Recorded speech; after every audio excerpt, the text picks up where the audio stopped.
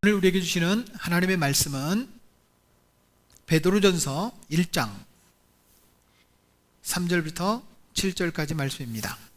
베드로전서 1장 3절부터 7절까지 영상으로 예배드리는 성도들도 있기 때문에 제가 다 읽겠지만 여러분들은 제가 한 절 읽고 여러분들 한 절 읽고 함께 따라서 읽으시기를 바랍니다. 제가 먼저 베드로전서 1장 3절 말씀을 봉독하겠습니다. 주 예수 그리스도의 아버지 하나님을 찬송하리로다. 그의 많으신 긍휼대로 예수 그리스도를 죽은 자 가운데서 부활하게 하심으로 말미암아 우리를 거듭나게 하사 산 소망이 있게 하시며 썩지 않고 더럽지 않고 쇠하지 아니하는 유업을 있게 하시나니 곧 너희를 위하여 하늘에 간직하신 것이라. 너희는 말세에 나타내기로 예비하신 구원을 얻기 위하여 믿음으로 말미암아 하나님의 능력으로 보호하심을 받았느니라.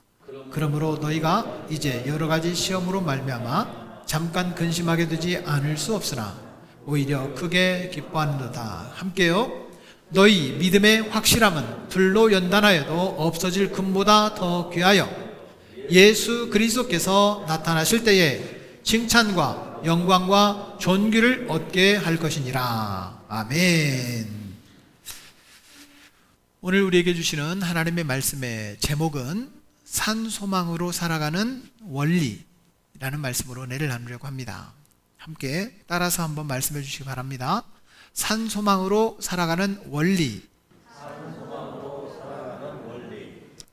사람의 생명은 소중합니다. 그런데 살다 보면 참 지친다, 살고 싶지 않다, 이런 말을 하게 될 때가 있습니다. 내가 왜 살아야 하는지 그 이유를 모를 때가 있습니다. 또 너무나도 지쳐서 참 이대로 그냥 세상을 떠났으면 좋겠다 라고 하는 마음을 가질 때도 있지요. 우리나라의 1년 사망자는 약 25만 명가량이 된다고 합니다. 구체적인 사항들을 보니까 교통사고 사망자가 대략 3,000명 정도, 또 독감 사망자가 적을 때는 2,000명에서 많을 때는 5,000명이 된다고 합니다. 암 사망자는 6만 명, 그리고 자살 인구가 약 2만 명가량이라고 그래요. 하루에 46명 정도, 36명 정도, 40분마다 한 명씩 자살하는 인구가 있다고 합니다. 질병으로 인하여 또 연로하셔서 자연 사시는 분들, 이런 분들 포함하여 우리가 예방할 수 없는 교통사고, 그런 것들은 우리가 예방하지 못한다 할지라도 자살하는 인구는 충분히 예방이 가능하다고 한다면 2만 명의 사람들은 사실은 우리가 예방할 수도 있다라는 생각이 듭니다. 10만 명당 그 자살률을 보니까 우리나라가 한 24.7명 정도가 돼요. 그런데 가장 자살률이 적은 나라가 터키라고 하는데요. 터키는 2.6명 정도밖에 안 됩니다. 터키에 비하면 우리나라는 너무나 높죠. 사랑하는 여러분, 왜 사람들은 자살하게 될까요? 힘들다는 겁니다. 나를 알아주는 사람이 없다는 겁니다. 생명을 포기할 만큼 그렇게 나를 인정해 줄 만한 사람이 없다는 거예요. 다른 사람의 생명을 경시하는 풍조는 결국 내 생명도 그다지 중요하지 않다라고 하는 분위기로 바뀌어지는 것 같습니다. 그렇습니다. 적어도 자살을 생각해 본 적이 한 번쯤은 있습니다. 저도 생각을 해보니까 자살하고 싶은 생각보다는 참 힘들다, 그냥 하나님께서 빨리 데려가시면 좋겠다, 이런 생각을 해본 적이 있습니다. 그런데 내 스스로 자살하면 천국 못 가잖아요. 내가 천국 백성인데 뒤집어서 한번 생각해보자. 너무 식상한 표현이지만 자살이라는 말을 뒤집어서 생각하면 살자잖아요. 살자. 그래, 살아야지. 어차피 사는 거 열심히 한번 살아보자. 그래서 여기까지 오는 것 같습니다. 코로나 시대에 많은 소상공인들이 힘들고, 또 소상공인뿐만 아니라 직장에 다니는 분들까지도 다 힘든 시대를 살아가고 있습니다. 참 힘들지. 그래도 살자. 그래, 살아야지, 이런 마음을 한번 먹어보면 어떨까 싶습니다. 사랑하는 여러분, 사람들은 하나님께서 주신 생명을 나 스스로도 포기해버리는, 생명 존중이 생명 경시풍조로 바뀌는 이때에 어떻게 하면 그 생명이 소중하게 여겨질까? 그 부분에 대해서는 다음 주에 좀 더 자세히 다루도록 하겠습니다만, 여러분, 생명의 소중함을 느끼는 것은 왜 그러냐? 꿈이 생기면 됩니다. 꿈. 소망이 생기면 돼요. 그래서 오늘 성경은 우리가 아무리 힘들고 어려워도 소망을 가질 때 그 생명의 소중함을 다시 깨달을 수 있다 라고 하는 이야기를 말하고 있습니다. 산소망을 가지라, 그렇게 말하는 것입니다. 여러분들은 생명의 소중함이 얼마나 소중한지 느끼고 계시죠? 하지만 세상 사람들은요, 그렇지 못한 때가 많습니다. 생명의 가치가 얼마쯤으로 환산할 수 있을까? 돈으로 계산할 수 있을까? 아닙니다. 계산할 수가 없지요. 힘들다고 포기할 만큼 무가치한 인생이 아니라는 겁니다. 살 가치가 있다는 것입니다. 요즘 정의 사건 이후에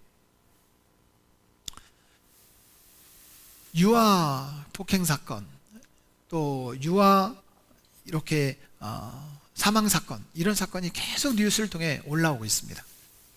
멀리 생각할 것도 없이 우리 익산에서 그런 사건이 있었다고 그래요. 생후 2주 된 아이가 자꾸 우유를 먹고 토하는데, 토하는 아이를 때려서 그 아이가 그만 사망하고 말았습니다. 아빠 나이 24, 엄마 나이 22. 참, 이 아이들이 죽을 수도 있다는 것을 그 엄마 아빠는 생각을 못했을까요? 아마 죽으라고 때리지 않았다 할지라도 죽을 수도 있다는 것을 아마도 생각할 수 있었을 텐데, 그만큼 생명을 경시하는 풍조가 만연해 있다라고 하는 것입니다. 지금보다도 훨씬 더 경제적으로 어려웠던 40년 전, 50년 전 시대를 생각해 보면, 그때는 가족 화목이 가장 소중했습니다. 훨씬 어려웠는데, 훨씬 재정적으로는 부족했는데 서로 존중할 줄 알았어요. 가족을 위해서 희생할 줄 알았어요. 이제는 부부도 서로 신뢰하지 않습니다. 부모와 자식도 신뢰하지 않아요. 형제간에 돈 때문에 싸워요. 지금보다 훨씬 어려웠던 시대도 가정이 화목하기를 위해서 나를 희생할 줄 알았는데, 지금은 재정적으로, 경제적으로 훨씬 부유한데도 불구하고 서로 불편하고 갈등하면서 살아갑니다. 사랑하는 여러분, 왜 사람들은 이렇게 돈이 많아지고 재정적으로 풍부한데도 갈등이 충만해질까요? 그것은 바로 무엇이 소중한지를 잃어버렸기 때문입니다. 돈을 많이 주는 부모님이 좋은 부모님이라면서요. 돈이 많은 할아버지가 가장 훌륭한 성공 조건이라면서요. 나무라지 않는 부모님이 훌륭한 부모님이라고 합니다. 선생님도 아이들을 책망할 수가 없습니다. 국가가 부모님이 자녀들을 체벌하지 못하게 법을 만듭니다. 군대도 부하들을 체벌할 수가 없어요. 다 이런 것들을 체벌로 해결하려고 그래요. 그런데 가만히 보면 체벌한다고 아이들이 더 강해지느냐? 그게 아니에요. 체벌을 한다고 해서 아이들이 자꾸 신고를 합니다. 선생님에게 신고하고 경찰에 신고하고 고발을 합니다. SNS에 찍어서 또 막 올리는 거예요. 그럼 그 아이들이 건강한 자아를 가지느냐? 그렇지 않더라는 거예요. 자기 의견이 받아들이지 않으면 쉽게 내 생명을 포기해버립니다. 극단적 선택을 해요. 왜요? 자기들이 왜 살아가야 될 이유를 모르기 때문에 그렇습니다. 소망이 없는 거예요. 나만 힘들다는 거예요. 아무리 힘들고 어려워도 그 어려움 가운데 소망을 발견하면 그 어려움은 극복할 수 있습니다. 오늘 성경이 우리에게 그것을 가르쳐 줍니다. 아무리 힘들고 어려워도 산소망으로 살아가야 될 원리가 있다. 그 이야기를 오늘 베드로 사도가 우리에게 가르쳐 주고 있습니다. 기독교는 고난을 이기는 종교입니다.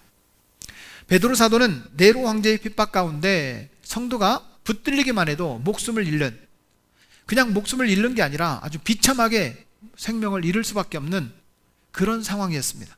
짐승과 싸우기도 하고 교수형을 하기도 하고 정말 부끄러운 죽음을 당하게 만드는 그런 네로 황제의 핍박 속에서 성도들은 어떻게 이겨야 되는가? 성도들은 어떻게 이길 수 있는가? 이런 고난을 이기는 자에게 칭찬과 구원과 영광이 있다. 이 사실을 가르쳐주고 있습니다. 왜 이 고난과 어려움을 이길 수 있느냐? 그 이길 수 있는 이유가 있다는 거예요. 이미 하나님께서 우리에게 이기게 하신다는 거예요. 사랑하는 여러분, 다가올 장차 영광을 생각하면 우리가 기대하면서 이기자. 베드로 사도는 우리에게도 동일하게 선포하고 있습니다.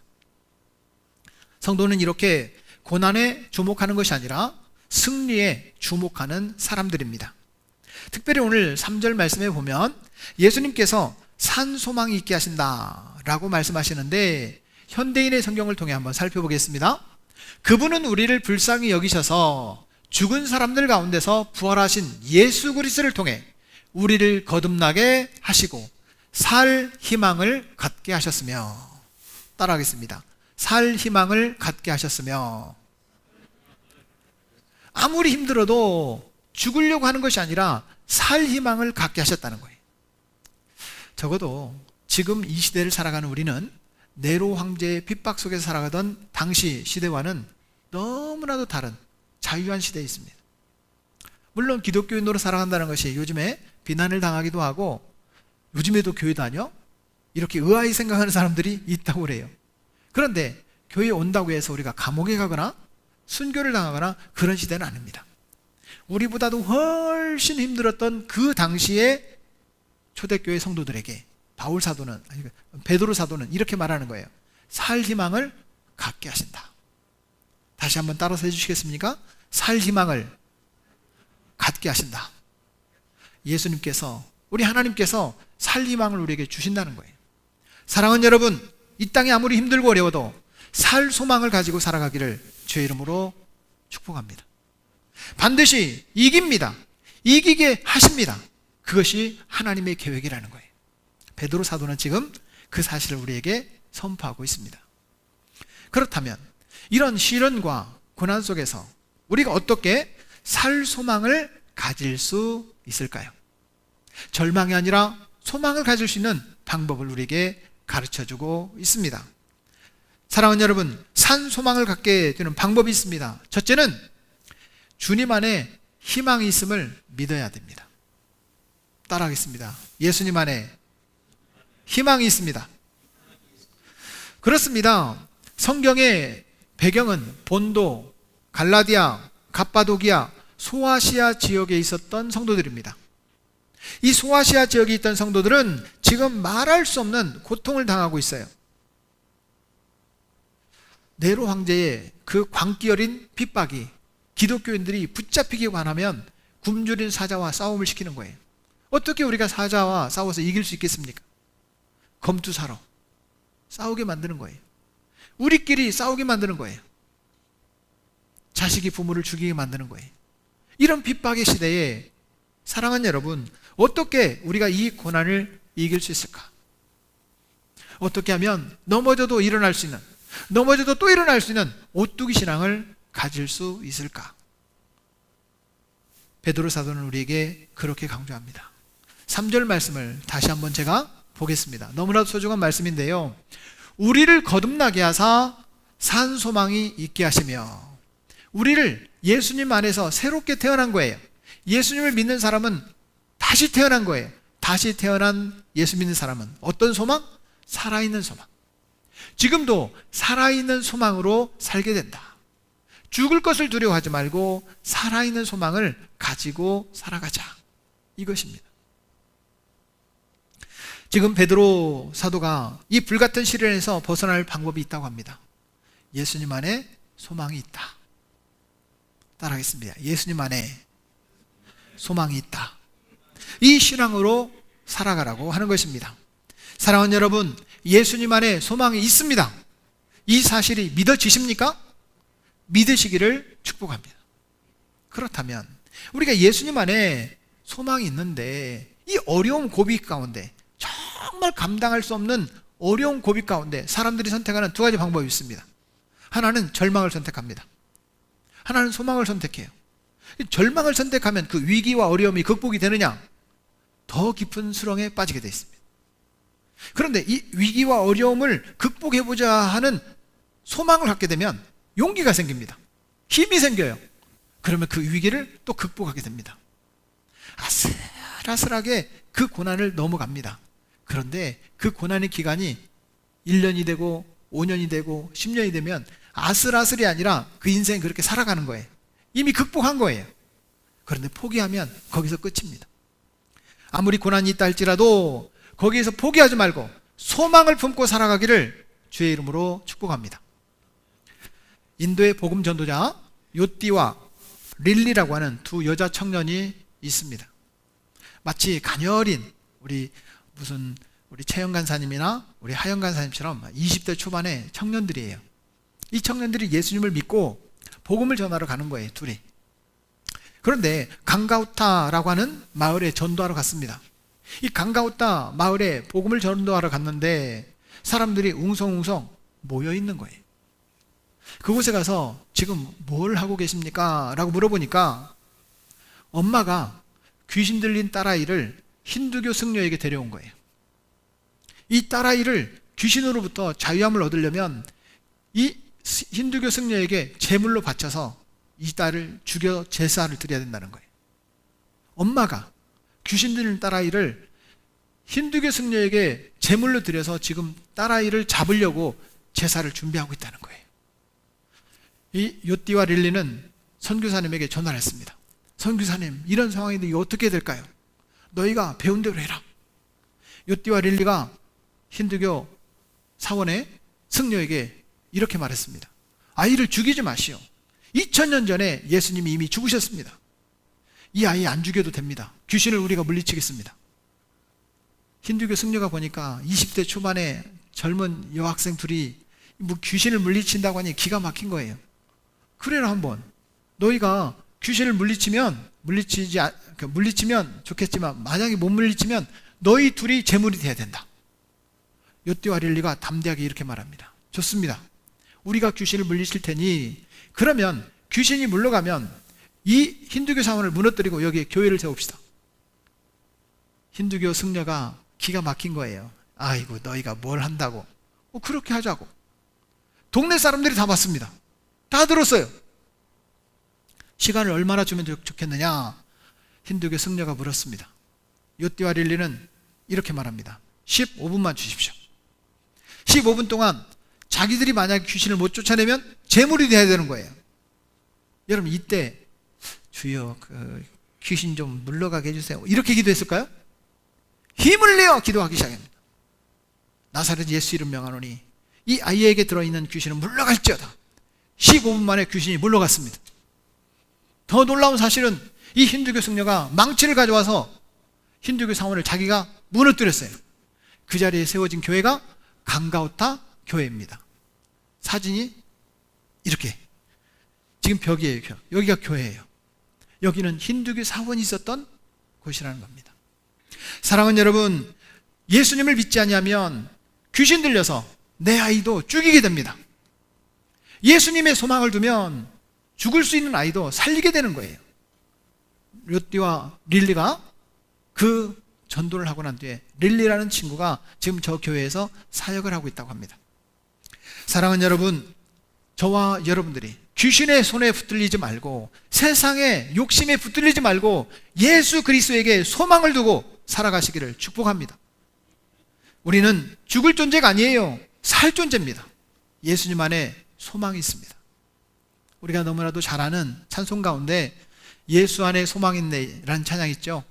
예수 안에 생명이 있네 주님이 빛이 되시네 생명 주께 있네 소망 주께 있네 능력 주께 있네 주 안에 있네 주께.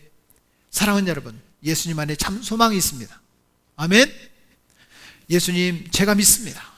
예수님만이 내 인생의 소망이십니다. 고백하면서 살아가기를 축복합니다. 다시 말해서 예수님을 기대하는 삶이 되시기를 다시 한번 주의 이름으로 축복합니다. 주님, 내 인생을 책임져 주세요. 주님만이 내 소망입니다. 그렇게 내 입술로 고백하시기를 바랍니다. 다시 한번 따라하겠습니다. 예수님만이 내 소망이십니다. 이것이 저와 여러분들의 믿음의 고백이 되기를 축복합니다. 두 번째는 하나님께서 주신 능력을 발휘해야 된다는 거예요. 오늘 5절 말씀에 보면 믿음으로 말미암아 하나님의 능력으로 보호하심을 받았느니라고 말씀합니다. 지금 로마의 네로 황제의 그 핍박 속에서 하나님의 능력이 너희를 보호하고 있다라고 하는 거예요. 죽음이 두려운 것이 아니라 사랑하는 여러분, 하나님이 우리를 능력으로 보호하신다는 거예요. 하나님의 능력이 함께 하신다는 겁니다. 소아시아 교인들은 붙잡히면 죽는 거예요. 예수 믿는 사람이라는 것이 드러나면 죽는 거예요. 그런데 두려움 속에 살지 않겠습니까? 우리는 코로나 때문에 막 두려워하는데 그때는 코로나가 걸리고 안 걸리고 문제가 아니에요. 죽느냐 사는 자의 문제예요. 얼마나 두렵겠어요. 그런데 두려움 속에 사는 것이 아니라 하나님께서 나를 지켜준다는 하나님의 능력을 기대하면서 소망을 품고 살아가는 백성이 되었다는 거예요. 베드로 사도는 외칩니다. 하나님의 능력이 너희와 함께하고 있다. 하나님의 능력이 너희와 함께하고 있다. 사람의 뇌가 과학자들의 의견을 빌면요, 한 10% 정도 활용을 한답니다. 그런데 인간의 두뇌가 약 20%를 활용을 하면 엄청난 초능력자가 됩니다. 사랑하는 여러분, 뇌의 20%를 활용하며 살기를 축복합니다. 옆 사람 보세요. 뇌의 몇 퍼센트를 활용하는 것 같아요? 한 8%? 5%? 세상에서 뛰어나다고 하는 사람들이 겨우 10%를 활용하며 산대요. 그런데 20%를 활용하는 사람은 대단한 능력을 발휘하는 거예요. 운전할 때도 마찬가지지 않습니까? 오늘도 우리 집사님에게 물었어요. 집사님, 이번 주에도 운전 잘했어요? 늘 하던 일인데요. 가장 자연스럽게 말해. 그런데 하영 간사는 아빠 운전 좀 이렇게 가르쳐 주세요. 운전대를 줄 수가 없어. 불안해가지고. 여러분, 내 능력으로 살면 불안해서 못 살아요. 하나님의 능력으로 살면 감당할 수 있습니다. 베테랑 운전자와 초보 운전자와의 차이예요. 아예 면허증도 운전대도 안 잡아보고 면허증 따겠다는 사람과 30년, 40년 운전했던 사람의 그 차이를 어떻게 비교할 수 있겠습니까? 하나님께서 능력 주시는 20%의 두뇌를 활용하는 성도들이 되기를 축복합니다. 그렇습니다. 내 능력으로 살면 나는 내 안에 있는 능력도 발견하지 못해요. 내가 계획했던 그 능력을 발휘하지 못하고 살아요.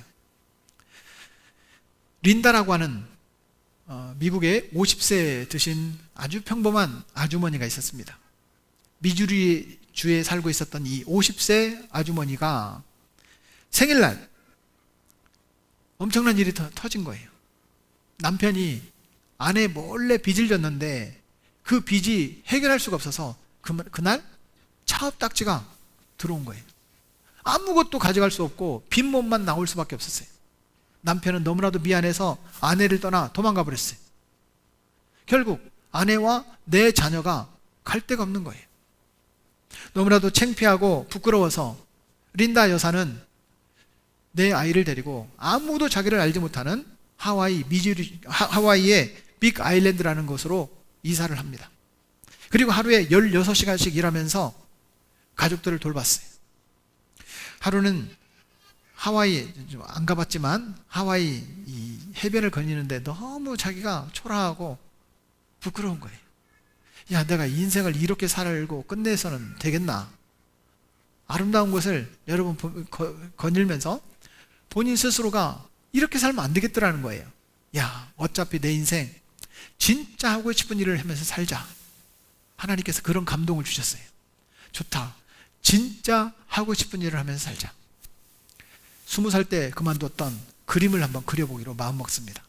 다음날 일하던 알바 자리 전부 다 사직서를 내고 거기서 받은 마지막 월급으로 화구, 그림 그리는 도구를 다 샀어요.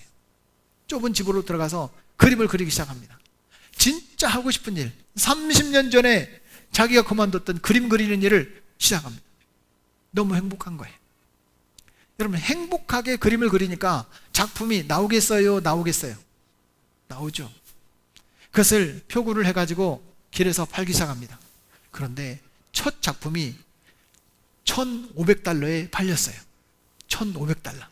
그냥 1달러에 1,000원 치고 150만 원에 팔린 거예요. 전혀 안 놀래네. 첫 작품이 150만 원에 팔린 거예요. 린다 여사는 내가 정말 하나님의 감동으로 하고 싶은 일을 했더니 내 안에 감춰진 능력이 발휘되더라. 사랑하는 여러분, 위기가 닥치면 내 안에 감춰진 능력이 발휘가 됩니다. 그런데 지금 내 능력으로 살려면 능력만큼 발휘를 못합니다. 위기는 내 능력을, 감춰진 능력을 발휘하는 기회입니다. 한번 따라하겠습니다. 위기는 감춰진 능력을 발휘하는 기회다. 그렇습니다. 저와 여러분들에게 위기가 닥치면 하나님께서 이미 내면에 주셨던 그 능력을 발휘할 수 있는 기회가 되기를 축원합니다. 네팔에 보트 마즈히 미전도 종족을 할 때의 이야기입니다. 다니엘이라는 남자 청년이 인도하고 네팔은 원래는 같은 나라였다고 그래요. 그래서 네팔에서 인도에 뭐 화장지 사러 그냥 국경을 건너가서 사가지고 이렇게 온대요. 국경선 구분이 그렇게 없을 정도로. 이 다니엘이라는 친구가 인도에 가서 예수님을 믿게 되고 자기 고향 네팔의 보트 마즈히라고 하는 마을에 전도를 하러, 우리 고향을 전도해야 되겠다 하고 돌아갔습니다. 이 다니엘이 남자 청년인데 고향에 돌아가니까 사람들이 웅성웅성 모여 있는 거예요. 우리도 여러분 그런 때 있었잖아요. 동네에서 굿을 하다 보면 동네 사람들이 그냥 우르르 몰려가지고 굿 구경하잖아요. 이 동네 사람들도 모여 있는데 왜 모여 있는가 했더니 마을에 전염병이 돌아서 짐승들이 죽는 거예요. 소가 죽고 돼지가 죽고 닭이 죽고 염소가 막 죽는 거예요. 그런데 그 마을의 전통은 어떤 전통이 있느냐면 아이들 가운데 순번을 정해서 사람 제물을 드리는 전통이 있어요. 그런데 우리 아이가 이번에 제물로 선택된 거예요. 엄마가 옆에서 울고 있어요. 다니엘이 그 힌두교 승려에게 말했습니다. 이 아이 죽이지 마라. 왜 죽이냐? 아니 짐승들이 지금 다 죽고 있는데 이 전염병 때문에 이 아이를 제물로 드려야 전염병이 끝난다. 선교사님한테 연락을 했습니다. 선교사님이 이럴 때 어떻게 해야 됩니까? 너 배운 대로 해라. 다니엘이 그렇게 외쳤습니다. 이 아이 죽이지 마시오. 내가 전염병을 멈추겠습니다. 2000년 전에 예수님이 이미 죽으셨는데 이 아이를 죽이지 않아도 됩니다. 승려가 이렇게 말했습니다. 만약에 짐승들이 계속 죽어나면 다니엘 너가 제물이 될 거다. 이 아이 대신 네가 제물이 되어라. 좋습니다. 제가 제물이 되겠습니다. 다니엘은 3일의 말미를 달라고 합니다. 그리고 동네에 전염병으로 고통하는 그런 짐승들을 찾아다니면서 짐승을 안수하기 시작했습니다. 소야 일어나라. 돼지야 죽지 마라. 닭아 염소야 죽지 말고 일어나라. 3일 동안 안수를 했어요. 짐승들이 어떻게 됐을까요? 살았어요. 그래서 생긴 교회가 바로 보트 마지히 교회라고 합니다. 거기에 76명의 동네 사람들이 예수님을 믿게 됐어요. 그 안수하는 장면이 여기에 이렇게 나옵니다. 이것을 간증하는 선교사님이 안강희 선교사님이라는 분인데 이분이 오늘 저녁부터 부산의 한 교회에 와서 집회를 해요. 리더십들만 모아놓고 제가 그 교회를 갔다 오려고 합니다. 그 선교사님이 인도에 전도한 사람들이 2,500만 명이랍니다. 제가 이렇게 기도하고 있어요. 하나님 우리 교회에 100분의 1만 그 열매를 주십시오. 100분의 1이면 몇 명이에요? 2,500만 명의 100분의 1 25만 명. 익산 인구가 28만 명 정도 돼요. 사랑하는 여러분, 하나님께서 능력을 발휘하니까 죽을 사람을 살리는 거예요. 전염병도 멈추는 거예요. 주의 이름으로 부탁합니다. 코로나를 위해서 기도합시다. 코로나 때문에 두려워하지 말고 코로나야 물러갈지어다. 예수의 이름으로 여러분 명령하고 중보하시기를 주의 이름으로 부탁합니다. 나만 건강하면 되는 것이 아니라 코로나 퇴치를 위해서 수고하는 의료진들을 위해서 기도합시다. 코로나에 걸린 환자들을 위해서 기도합시다.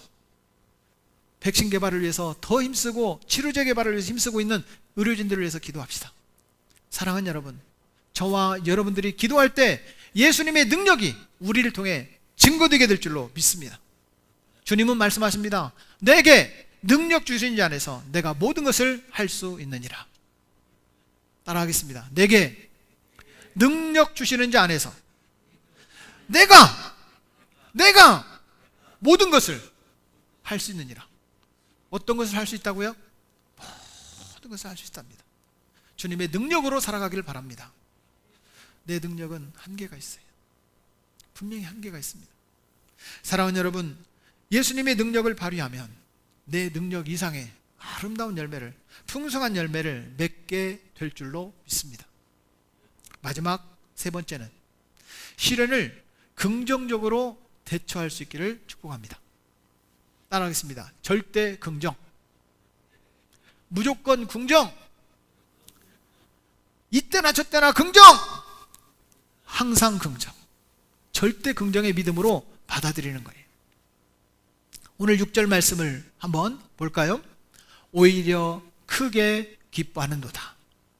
따라하겠습니다. 오히려 크게 기뻐하는도다. 지금 죽게 생겼는데, 붙잡히면 죽는데 잠깐 근심할 수는 있으나 그러나 오히려 크게 기뻐하는도다. 자기 자신에게 한번 물어보실래요? 자기 자신에게 너는 요즘에 뭐가 기쁘냐? 시작. 너는 요즘에 뭐가 기쁘냐? 아이고 목사님, 기쁘기는 뭐가 기뻐요?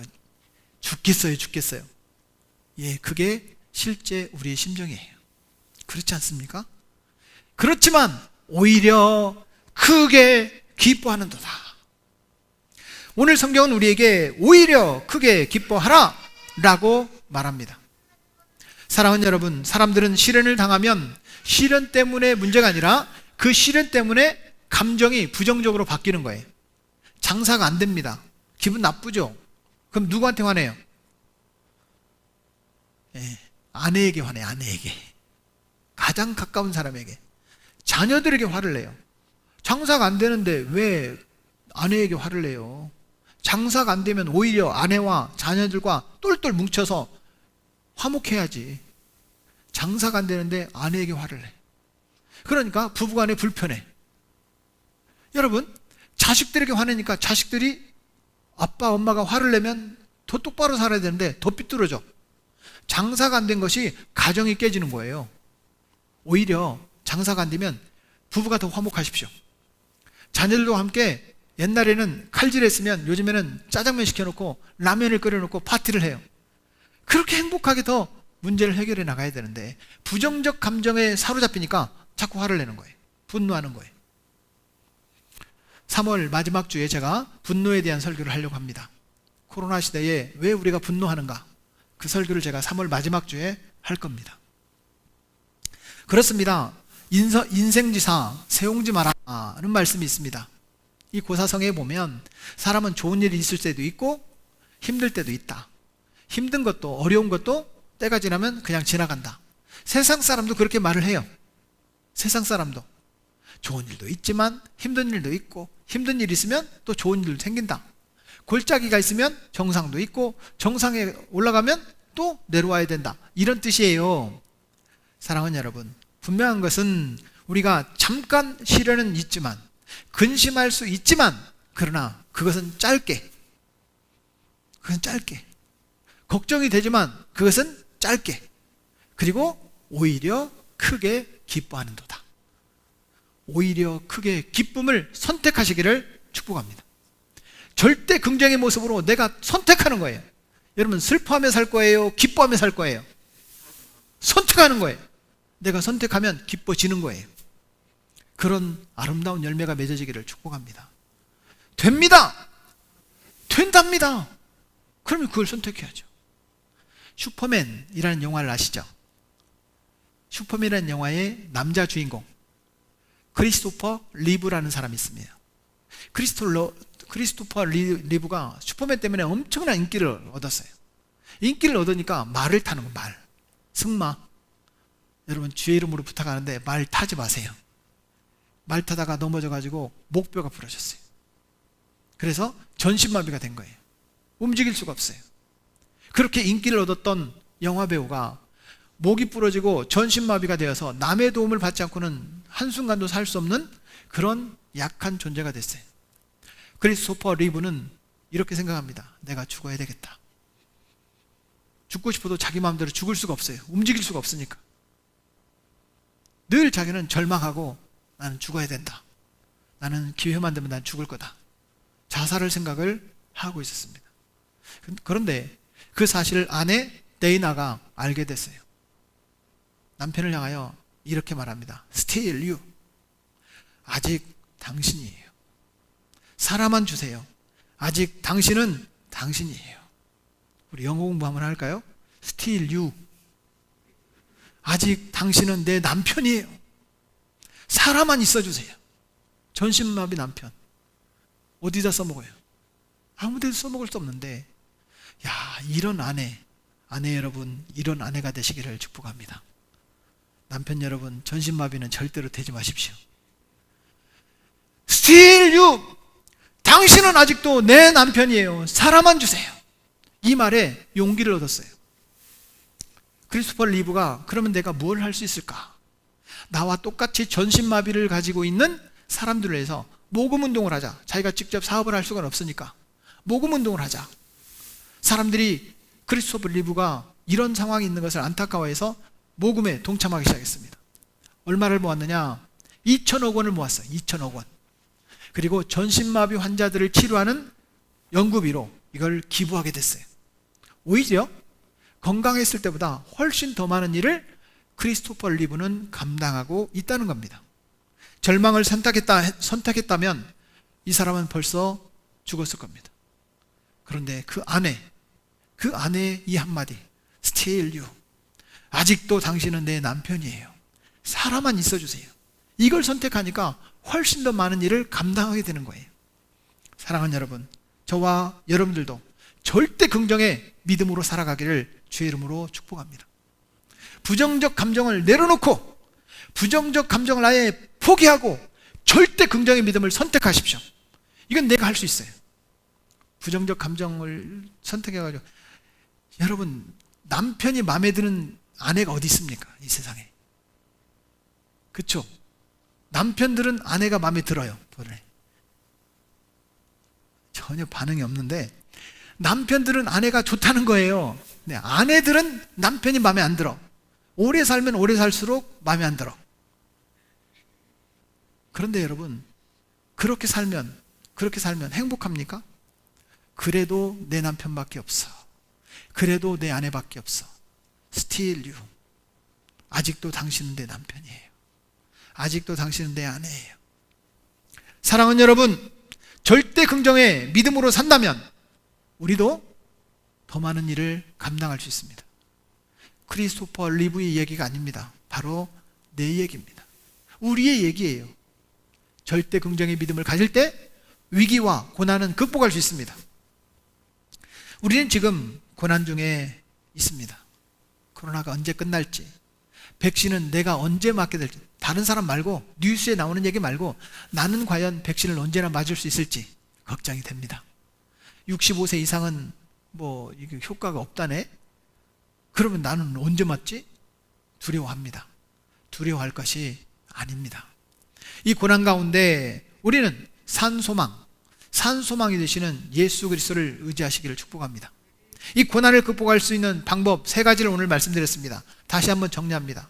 첫째는 예수님 안에 희망이 있음을 믿읍시다. 사랑하는 여러분, 희망을 가지십시오. 두 번째는 하나님께서 주신 능력을 발휘하십시오. 내 능력으로 살지 말고 하나님의 능력으로 삽시다. 능력 주께 있습니다. 마지막 3번째는 시련을 긍정적으로 대처할 수 있기를 바랍니다. 다시 한번 따라하겠습니다. 절대 긍정. 절대 긍정. 그러면 아무리 어려운 상황 속에서도 산소망을 가질 수 있습니다. 말씀의 결론을 맺으려고 합니다. 시련은 누구에게나 찾아옵니다. 코로나는 누구에게나 찾아옵니다. 그러나 이것을 극복하는 사람이 있고 그만 극복하지 못하고 어려움을 당하는 분들이 계십니다. 겨울이 오면 그 다음에 뭐가 와요? 봄이 와요. 봄이 와요. 봄이라는 것은 영어로 보면 스프링이라고 하더라고요. 스프링 아시죠? 스프링. 스프링을 누르면 어떻게 돼요?